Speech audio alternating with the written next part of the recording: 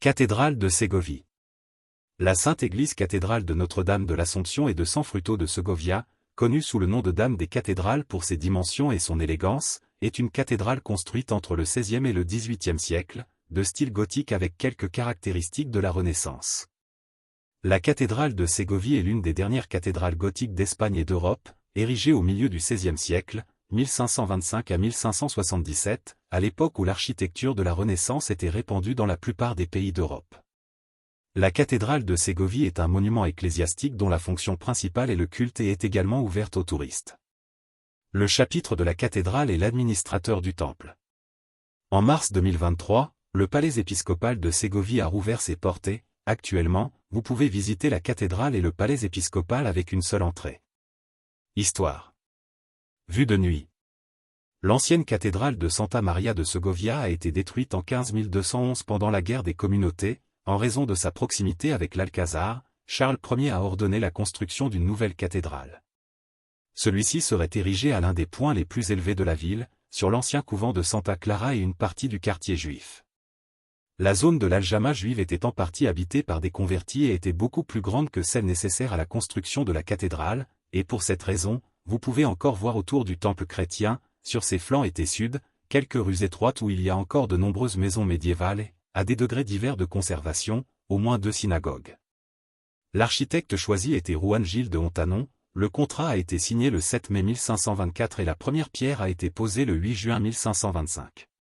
Citation nécessaire, pour réduire certains coûts, plusieurs éléments de l'ancienne cathédrale seront réutilisés, tels que l'ensemble du cloître, le chœur, les grilles et autres éléments décoratifs et architecturaux. La particularité de la construction de ce temple est que sa construction a commencé sur la façade occidentale, c'est-à-dire au pied de la cathédrale, alors qu'elle commence généralement par le chœur. La cathédrale a connu 3 étapes de construction, la première entre 1525 et 1557 avec l'architecte Juan Gil de Hontanon, son fils Rodrigo et Garcia de Cubilla. La deuxième étape s'est déroulée entre 1578 et 1607 sous la direction de Rodrigo de Solar, Juan Pescador, Diego de Cisniga et d'autres. La dernière campagne de construction a été réalisée entre 1607 et 1685 avec Pedro de Brizuela ou Francisco de Viadero. En raison de sa construction particulière, le chevet a été fermé que la dernière année de cette étape. La tour avait à l'origine une flèche en bois d'acajou américain, mais en 1614, la flèche actuelle en pierre a été construite après que la foudre ait provoqué un incendie dans la flèche d'origine.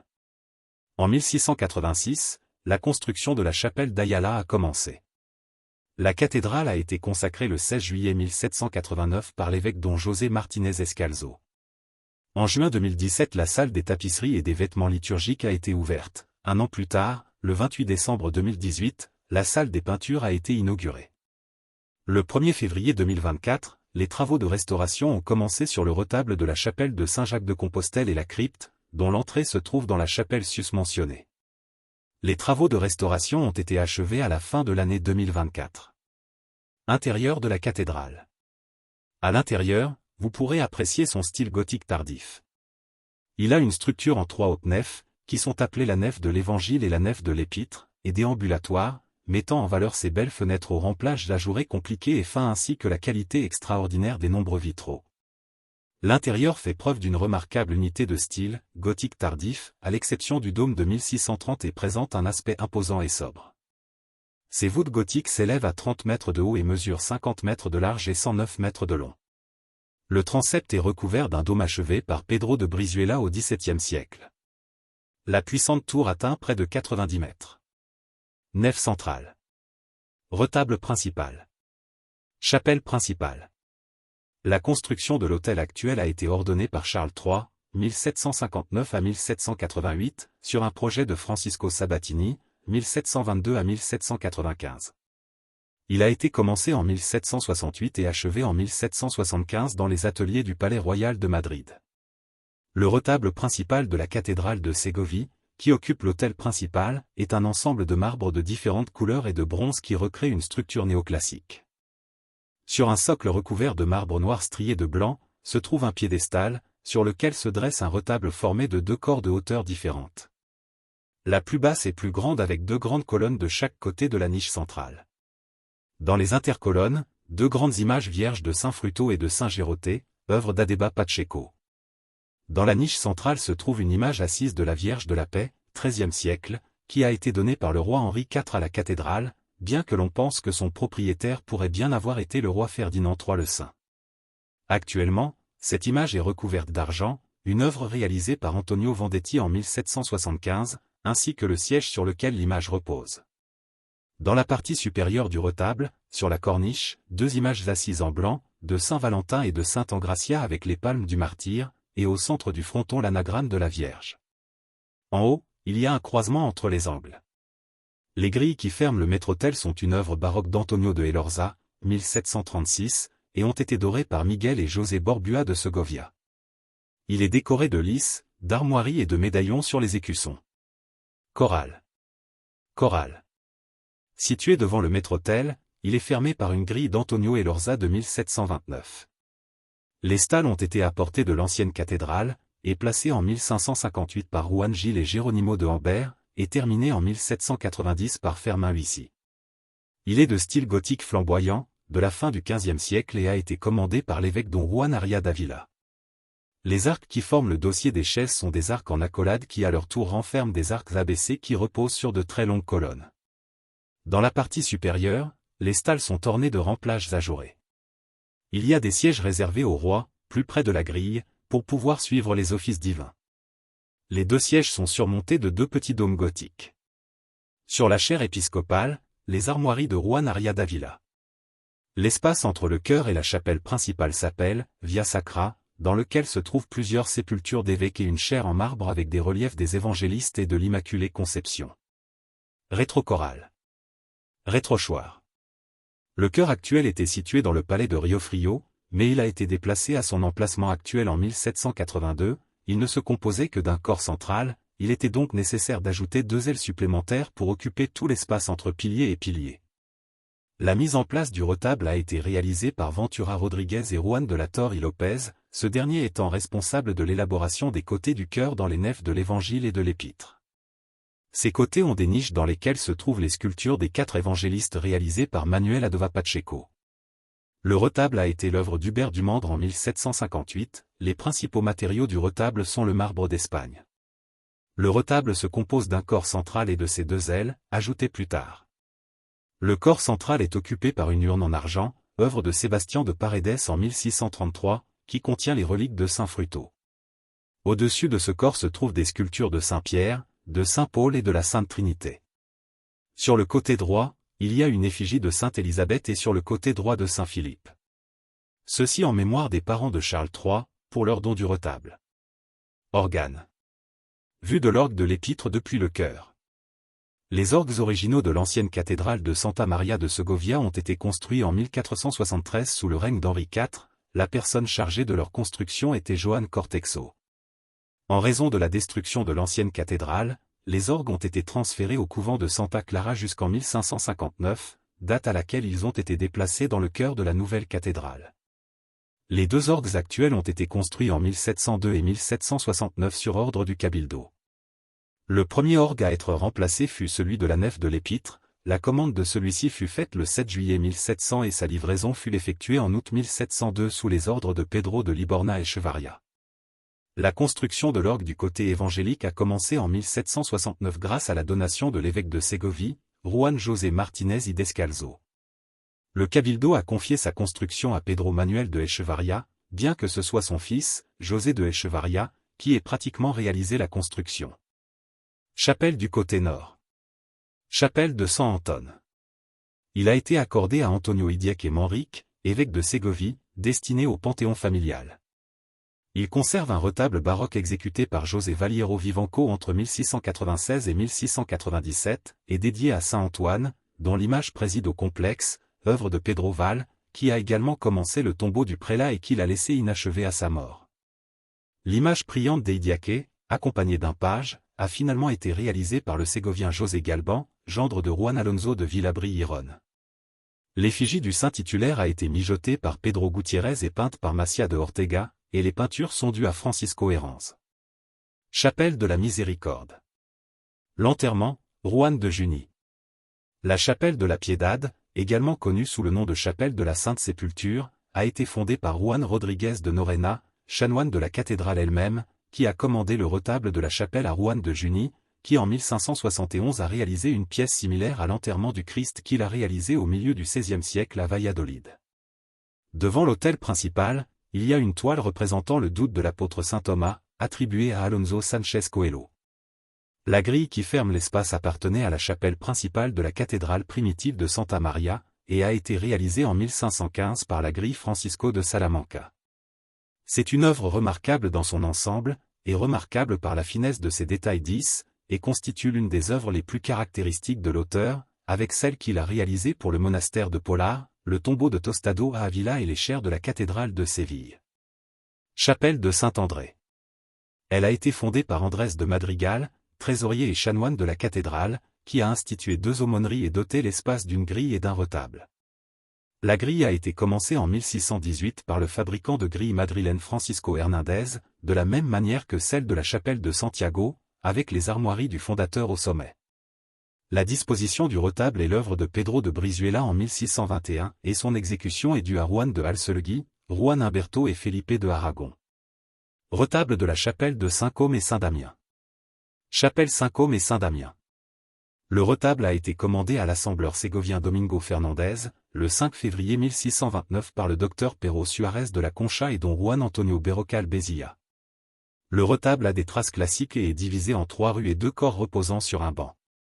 La rue centrale du premier corps contient le groupe sculptural de Saint-Côme et de Saint-Damien, tous deux réalisés dans l'atelier de Gregorio Fernandez. La niche du deuxième corps contient une image de l'Immaculée Conception, également de l'atelier de Gregorio Fernandez. Chapelle Saint-Grégoire. La chapelle a été fondée en 1623 par Alonso Nieto et sa femme. Le retable de la fin du XVIIe siècle est généralement attribué à l'assembleur José Valiero Vivanco, sa composition est de 3 rues divisées par des colonnes salomoniennes, la toile principale représente la masse de San Gregorio. La grille est baroque, installée en 1716, elle est d'Antonio de Elorza. Chapelle de la Conception. Toile de la chapelle de l'Immaculée Conception. Retable de la chapelle de l'Immaculée Conception. Situé au pied de la cathédrale et à côté de la porte dite du Pardon, il a été construit en 1531. Il contient une voûte d'ogive de tercelette, décorée par Juan del Rio en 1622 avec des symboles de l'Immaculée Conception. Le chapitre de la cathédrale l'a cédé en 1645 au capitaine Pedro Fernández de Minano y Contrera, gouverneur de Cadix, chevalier de l'ordre de Santiago, capitaine de la flotte d'argent au service de Philippe IV d'Espagne, pour l'utiliser comme panthéon familial. Une collection d'œuvres du peintre flamand Ignacio de Ri, qui vivait à Séville, réalisée en 1653, se distingue, composée de l'arbre de vie, de l'adoration des bergers, de la conversion de Saint Paul, du baptême du Christ, du couronnement de la Vierge et du roi David, qui sont ses meilleures œuvres. De plus, la chapelle est présidée par un retable en bois polychrome, qui abrite dans son espace central une image de Maria Santissima de l'Olympia Conception, commandée par le chapitre à Antonio de Herrera Barnuevo, sculpteur de Philippe IV, en 1621. La porte qui ferme la chapelle a été réalisée à Jerez de la Frontera en bois d'acajou d'Amérique par Francisco Jiménez, à la fin de la première moitié du XVIIe siècle. Chapelle du côté sud. Chapelle du Cristo del Consuelo. Entrée du cloître. La chapelle du Cristo del Consuelo donne accès au cloître, qui à son tour donne accès à la salle capitulaire, à la salle des peintures, à la salle de Santa Catalina et à la salle des tapisseries et des ornements liturgiques.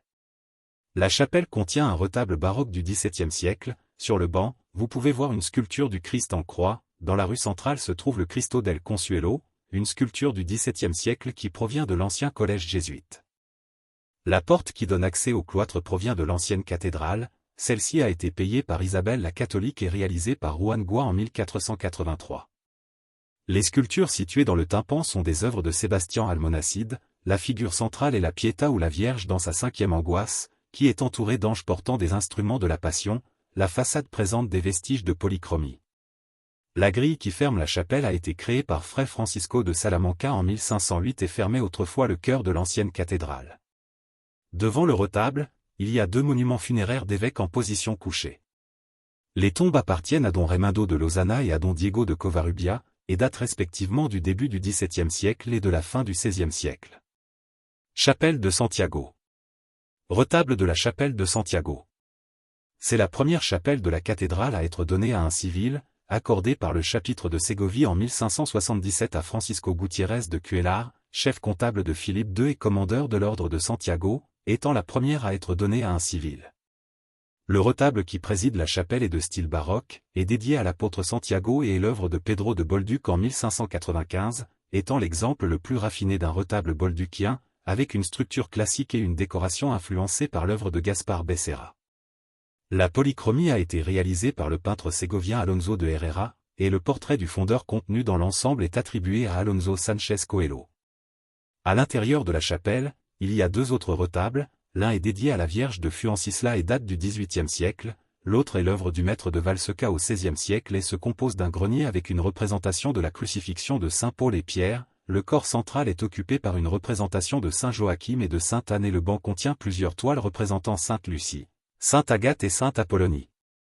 Sur le côté droit du retable, il y a une porte avec des jambages en granit, à partir de laquelle un escalier composé de 15 marches, également en granit, mène à une crypte, également appelée dans certains documents sacristie.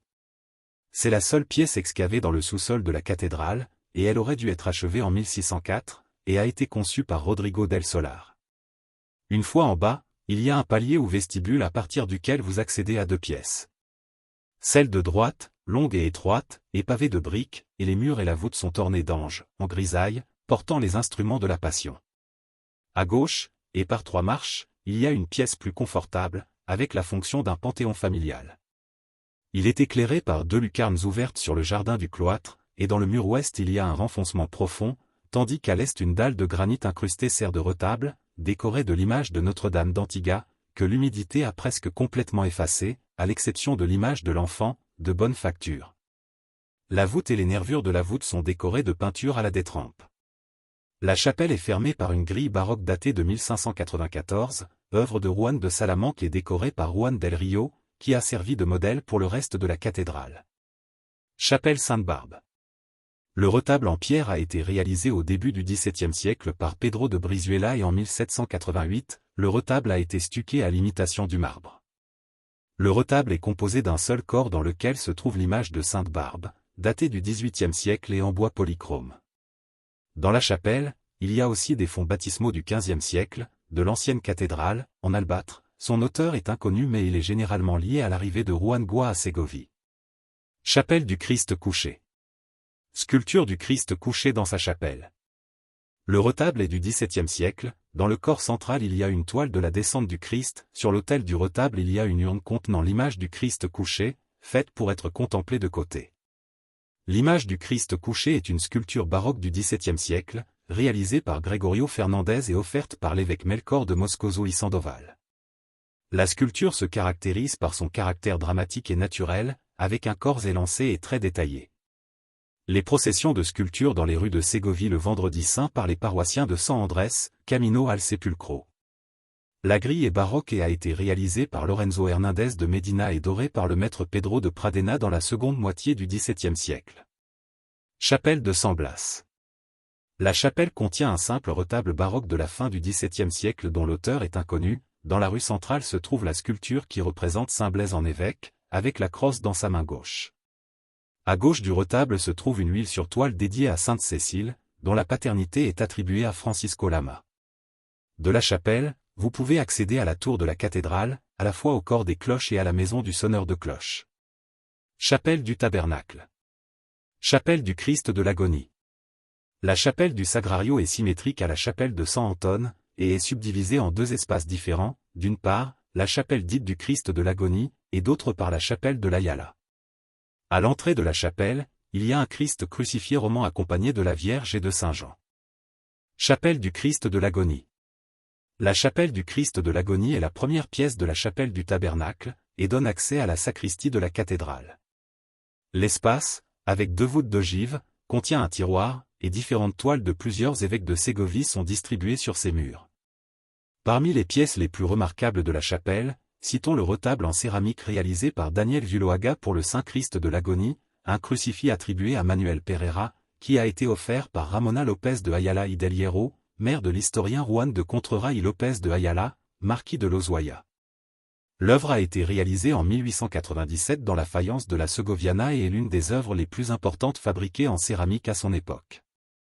L'ensemble est complété par une grille, des chandeliers et des lampes en fer forgé de la grille Angel Pulido. Retable de la chapelle Ayala. Chapelle d'Ayala. La chapelle de l'Ayala est la deuxième salle de la chapelle du Sagrario.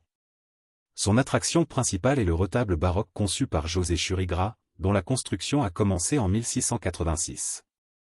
Deux colonnes salomoniennes divisent le retable, dans l'espace central il y a un tabernacle, tandis que sur les côtés il y a deux armoires, creuses dans le mur avec des étagères, pour stocker les reliques. Au sommet se trouve une image de Saint Ferdinand sous un dais et protégé par des archanges. Le tabernacle a été ajouté en 1718. Celui-ci a été conçu de manière à pouvoir pivoter sur sa base, puisque chacun de ses quatre côtés représente l'Annonciation, la Pentecôte, un coffret pour le jeudi saint et une exposition pour le jour de la fête Dieu.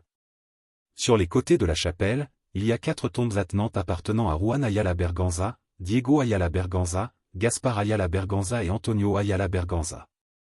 Chapelle du déambulatoire. Chapelle Saint-Pierre. Le retable a été commandé à Pedro de Bolduc, qui avait déjà travaillé sur la cathédrale, en 1585. À l'origine il se composait de 3 rues et d'un grenier, mais les rues latérales ont disparu lorsqu'il a été déplacé. Les images centrales du retable sont 2 sculptures, le Christ attaché à la colonne et Saint-Pierre. Ci-dessous se trouve un relief représentant la scène du Quo Vadis. Le grenier du retable se ferme sur un tableau de Cristobal de Velasco représentant le martyre de Saint-Pierre. Chapelle de San Ildefonso. SCCE Homo dans sa vitrine. La chapelle possède un retable baroque classique du XVIIIe siècle, le retable est l'œuvre de Manuel Adeba Pacheco et est en bois stuqué. L'image centrale est un relief dans lequel la Vierge est représentée imposant la chasuble à Saint Ildefonso avec l'aide d'un ange. Il y a 2 vitrines dans la chapelle, la première contient un SCCE Homo, commandé par l'évêque Julian Miranda Bistué. La sculpture est arrivée à Ségovie en 1907 dans le but d'être une procession. La sculpture représente le Christ à moitié nu, vêtu d'un manteau rouge et menotté. La deuxième vitrine contient une autre SCCE Homo, d'un auteur anonyme et daté du XVIIIe siècle, ainsi qu'une sculpture de la Vierge en forme de douloureuse, XVIIe siècle, ainsi que 2 croix processionnelles, la première datant du XVIIe siècle est composée de bois avec des incrustations de nacre. Le second est l'œuvre de l'orfèvre Antonio Ocando et date de 1519. Chapelle de San Giroteo. Le retable de la chapelle est du XVIIIe siècle, œuvre de Juan Mora. En 1772 Santiago Casado était en charge de la dorure du retable. Le tabernacle du retable est décoré du tableau de la Vierge à l'enfant, dont l'auteur est anonyme. La porte qui ferme la chapelle a été réalisée par Gregorio Aguirre en 1774. Chapelle de San Fruto. Retable de San Fruto. Les 3 retables qui décorent la chapelle ont été commandés en 1747, ils sont dédiés à San Fruto et à ses 2 frères, San Valentin et Santa Engracia, tous les 3 sont en bois et ont la même structure. Sur les retables latéraux apparaissent Saint Valentin avec le livre à la main et Saint Engracia avec la palme du martyr, le retable central est de San Fruto, celui-ci est plus attique que celui de ses frères, sur le banc il y a une sculpture de la Vierge. La chapelle est fermée par une grille de Domingo Martinez. Chapelle Saint-Antoine de Padoue. Le retable et l'image sont d'un auteur inconnu, le premier a été donné en 1782, il présente un style classique. Il est stuqué pour imiter le marbre et est composé de 3 rues, sur les côtés apparaissent Sainte Thérèse de Jésus et un saint jésuite, la rue centrale est occupée par la sculpture de Saint Antoine. Chapelle Notre-Dame du Rosaire. La chapelle est décorée d'un retable simple qui présente une huile sur toile, l'œuvre de Ramon Bayeux, avec le thème titulaire de la chapelle. Les murs et la voûte de la chapelle sont également décorés de peintures murales du même auteur. Sur les côtés du retable, il y a des sculptures en bois datées du XIXe siècle, elles représentent le Sacré-Cœur de Jésus et le Cœur immaculé de Marie. Chapelle Saint-Joseph.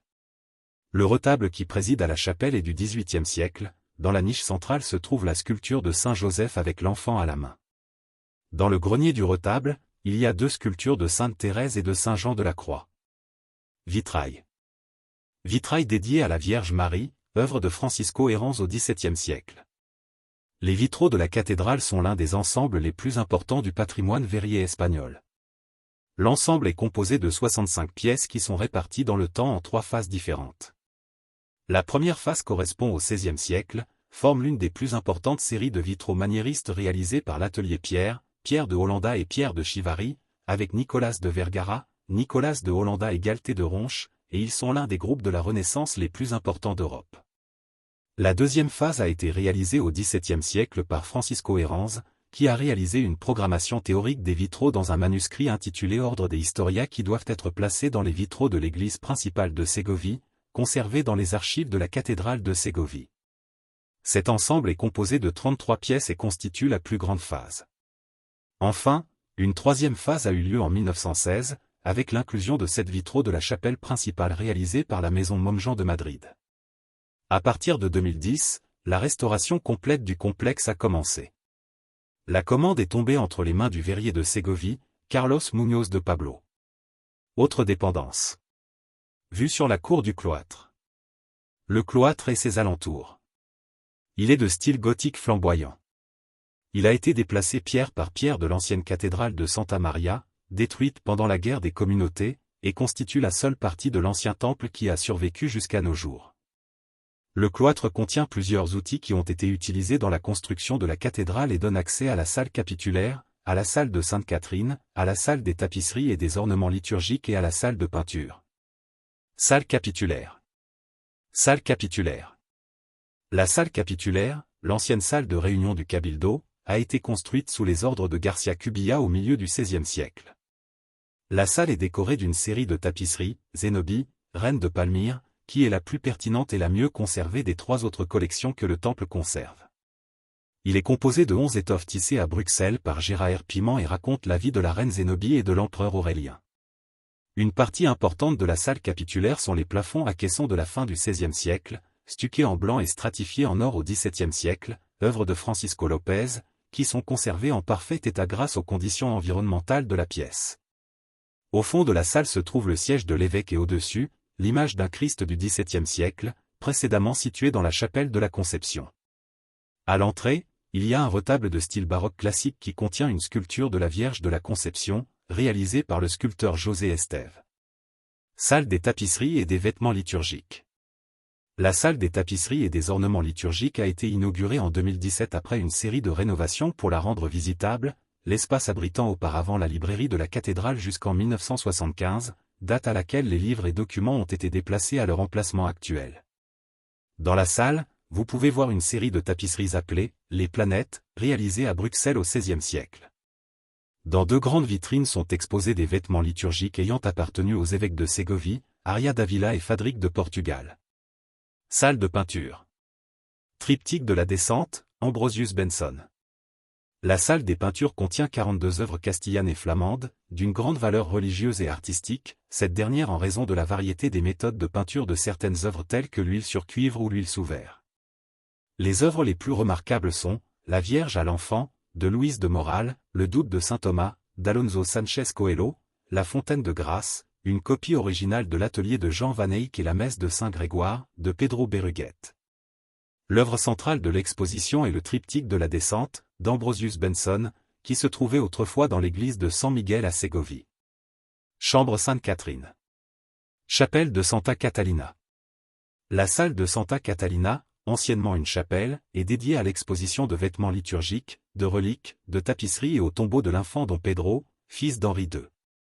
La salle occupe le premier corps de la tour de la cathédrale et a été l'une des premières parties à être construite. Les travaux ont été confiés à Garcia de Cubilla sous la supervision de